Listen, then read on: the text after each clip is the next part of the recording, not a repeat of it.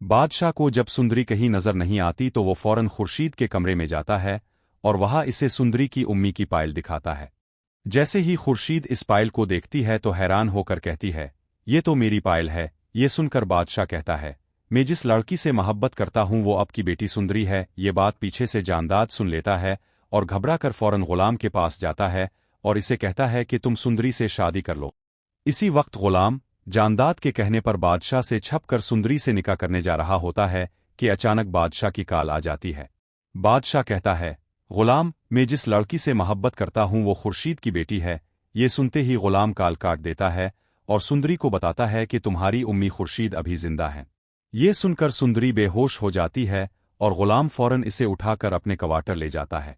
लाजेओ इसे होश में लाने की कोशिश करती है, जबकि गुलाम फौरन खुर्शीद के पास जाकर कहता है, अब की बेटी सुंदरी मेरे पास है। ये सुनकर खुर्शीद फौरन इसके साथ जाती है और सुंदरी को आवाज देती है।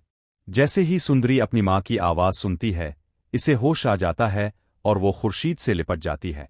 इसी वक्त जांदाद वहां पहुंच जाता है और कहता है, ये आशिक अली की बेटी है, तुम खुश होना।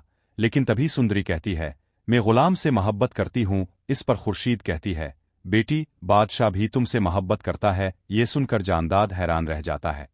इतने में एक नौकरानी आकर खबर देती है कि बादशाह यहां आ रहा है। ये सुनकर गुलाम सुंदरी को लेकर पिछले दरवाजे से भाग जाता है। इसी दौरान बादशाह वहां पहुंचता है और जांदाद और खुर्शीद से पूछता है, तुम लोग यहां क्या कर रहे हो? जांदाद बहाना बनाता है कि लाजो की तबीयत खराब थी। बादशाह को शक हो जाता है और इसी वक्त पुलिस स्टेशन से कॉल आती है कि वो डॉक्टर जो सुंदरी को ले गया था, इसकी तस्वीर मिल गई है। बादशाह फौरन पुलिस स्टेशन पहुंचता है। जब अफसर इसे गुलाम और सुंदरी की तस्वीर दिखाता है तो वो गुस्से से पागल हो जाता है और फौरन गुलाम को कूदने निकल पड़ता है। वो जांदाद के पास जाकर कहता है, सुंदरी गुलाम के पास है, मैं इसे जिंदा नहीं छोड़ूंगा। ये सुनकर जांदाद अपने आदमियों को हुक्म देता है कि सुंदरी को अगवा कर लो। उधर बादशाह गुलाम की लोकेशन ट्रेस कर